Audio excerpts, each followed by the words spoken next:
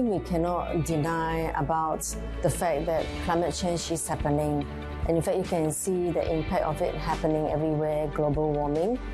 On your question about these two phenomena, actually these two things, although they are very closely interlinked, perhaps just to clarify that the climate change is actually an overarching of these measurements of the climate over more than just temperature.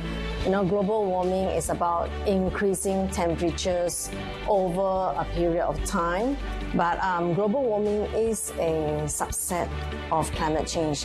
The bigger issue here is, what happens to the climate as a whole because of this phenomena of this global warming. There is increased precipitation, temperature increases. In certain places, there are the droughts. So it's a whole lot of things that's happening to the climate. Global warming is current. It's a real thing. For instance, many years ago, we could sleep in our homes without air conditioning our rooms, right?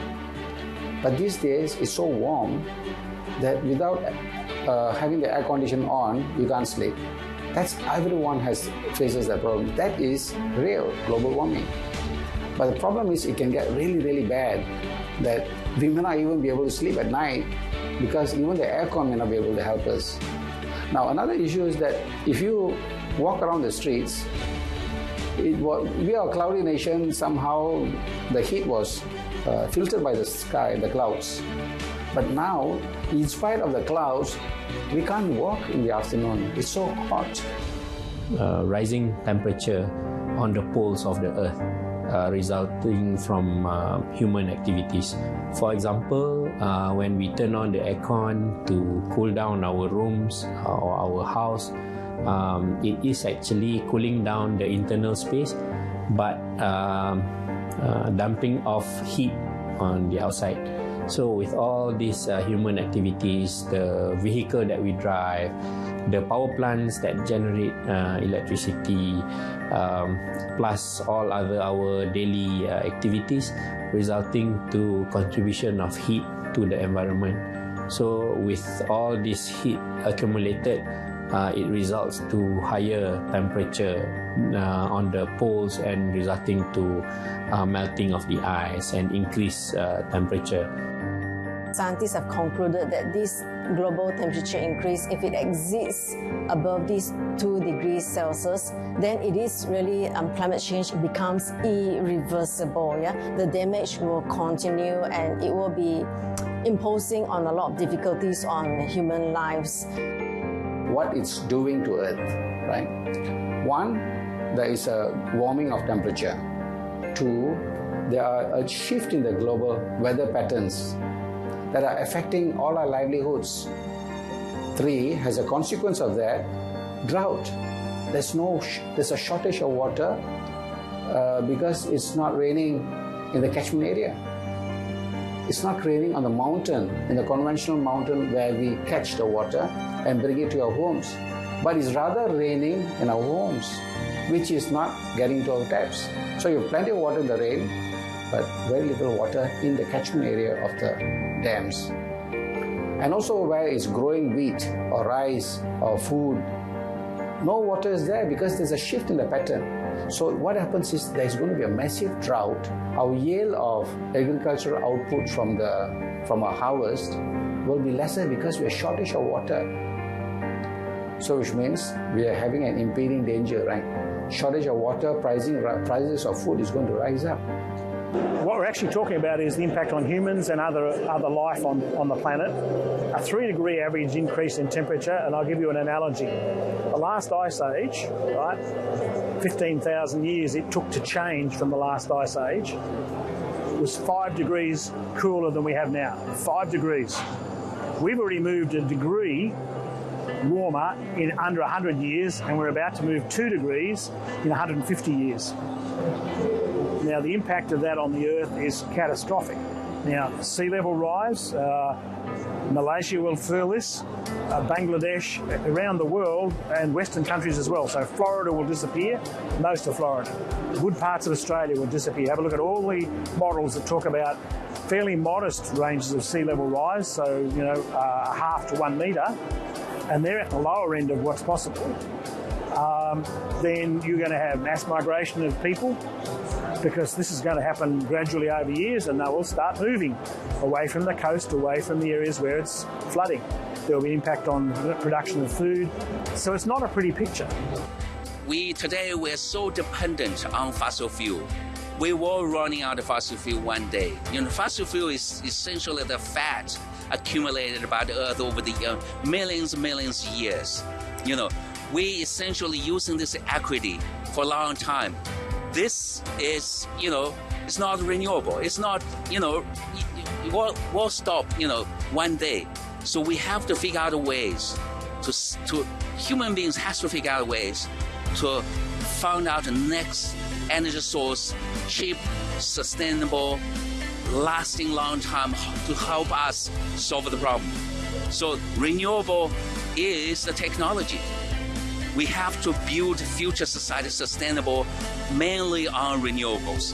The thing that's missing is that it's slow and invisible to most people. So, in fact, if you have a look at world opinion around 2007, 2008, leading up to Copenhagen in 2009, where there was a conference of the parties for UN on climate change, there was massive support for dealing with climate change, public support and political support.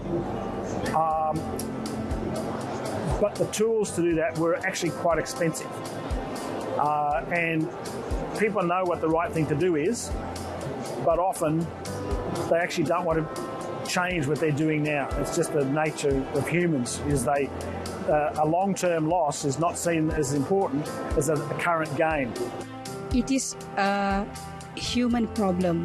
It doesn't mean that if you consume more energy from fossil, therefore the other country will become less.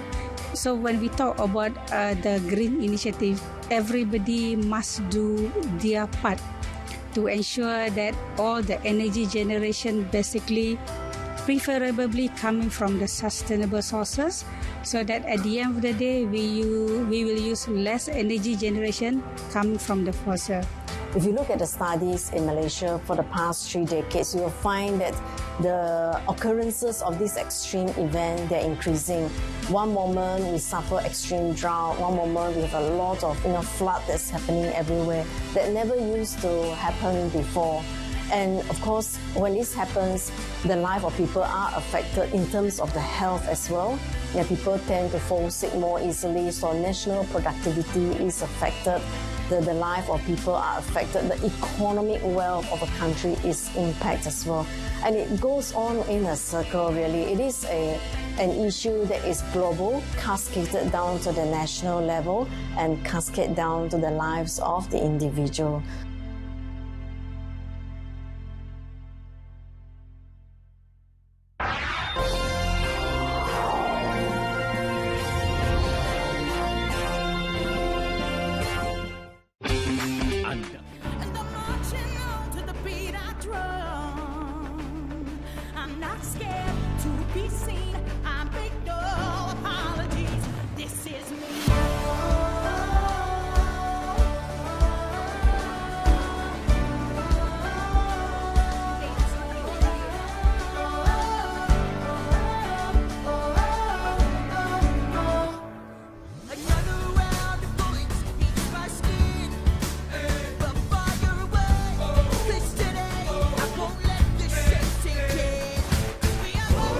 Through the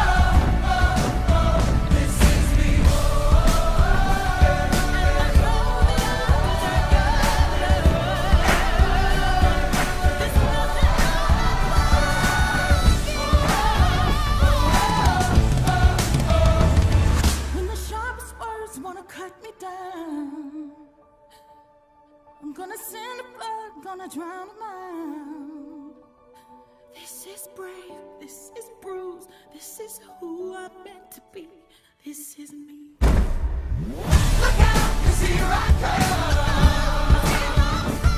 and I'm marching up to the beat I drum. To the beat I step, to be seen, I make no apologies. This is me. Whenever the words wanna cut me down, I send the thought to drown out.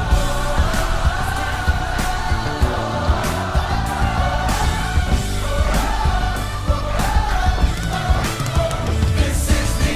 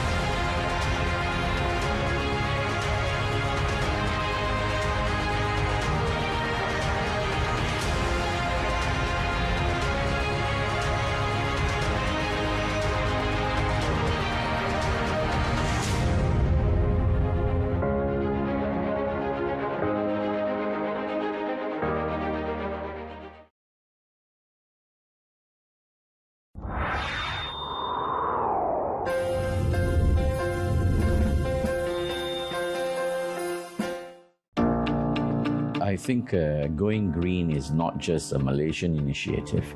It is very much a global initiative in transforming the energy landscape presently. The world is going towards a transformation where we have used too much of fossil fuel and we are trying to move towards more greener and sustainable forms of energy. So Malaysia being very much part of this global society, we have ourselves committed towards growing green, simply because I think the world has admitted and accepted the fact that there is an issue with climate change.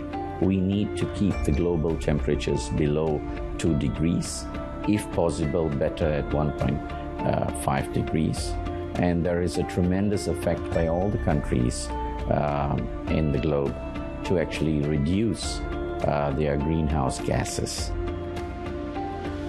But going to green building may be costly. But maybe we can also go for greening the city, which is a very cheap option, planting trees. Because trees actually sequesters carbon dioxide. Now, if you look at 1 acre of tropical forest, they sequester or they absorb the carbon dioxide, which we emit, about 105 tons of carbon dioxide every year. So, one cheap solution is to plant trees, like how Singapore has done, planting the trees. We want to have biodiversity intact, and at the same time, we can go green by a very economical way. Nothing expensive, just putting plants everywhere.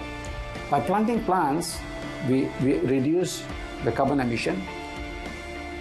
Just how Bhutan becomes a zero carbon economy by just putting trees. Anywhere in the world, if you talk about renewable energy, we're looking at solar as well as wind as the main ones. But fortunate or unfortunate for us, we only have solar as the main renewable energy source in the country. Wind, because of us being very close to the equator, we don't have much wind movement, at least with the immediate available technology. There are parties out there who are working on this technology right now to look at low wind speed technology as well. So until we come or we find this solution for wind, we are going to be heavily dependent on solar. But looking at the rest, biomass, biogas, as well as mini hydro and waste to energy, these are important segments. Talking about waste to energy, you'll be looking at requirement of addressing the environmental situation whereby people throw waste. We have quite a lot of waste in the country, so you have to also manage the waste situation, and at the same time you can generate energy from the waste. So this this is one of the main, I would say, one of the main focus, immediate focus that we want to help the country address right now, waste to energy. The other, I think, in terms of maturity of development for biogas, for biomass and mini hydro, it's there. It is about finding the right location, finding the right development plans, and finding the right projects for us to go. So towards this end, Malaysia has also committed itself to what was known as the COP, the Conference of Parties 21, the Paris Climate Accord, and we have committed some numbers ourselves. We have committed to 45% of reduction of energy intensities of our GDPs by 2030. 35% of it is unconditional. That means Malaysia on its own will try to reduce 35% of the greenhouse gas emissions. And 10% is, of course, conditional in the basis that more developed countries are going to help us through technology transfer, climate financing, and so forth. And also the habit of to be cautious on what we use. Like for the electricity, we go for natural resources. We have the sun. We make use of the solar panel, like the water. All right. Yeah, the water is available, but the process to get clean water, it does involve costs. All right. So that is where one of the way that we do it here is that we minimize the usage of water, like we have in the building. And the other one is that we collect the natural. Again, the natural water is out there, the rainwater. We collect the rainwater and uses it to irrigate our landscape. Energy efficient is one of the elements that now is very popular because as you know, the energy is the main contributor to the global warming issues. So we need to encourage people, we need to educate people to use less energy by having a good attitude of using energy, and also use energy efficient product. It will help to not only to reduce your electricity bill, but also to save our world from the global warming issues. Well, in the coming 5-10 years, renewable energy revolution is the main trend of the energy industry. So if you look at countries like Europe, some countries like Germany, more than 60% the electricity power is supplied by the renewable energy. China it's working very aggressively. Now it's like 5%, eventually or 10%, 20%. So if you look at the countries around the world, renewable is the main driving force behind this energy revolution. So renewable is the big future. So we're working very hard on next generation solar technology, wind technology, also the transmission distribution technologies which efficiently transmit, sending power from the source to the end user. So the solutions are there. What's missing so far is political will. Around the world, nobody is going to meet their goals that they've promised in Paris, and yet next year they've got to announce their new revised goals. So that's the challenge we face, is the political challenge, not the technical challenge.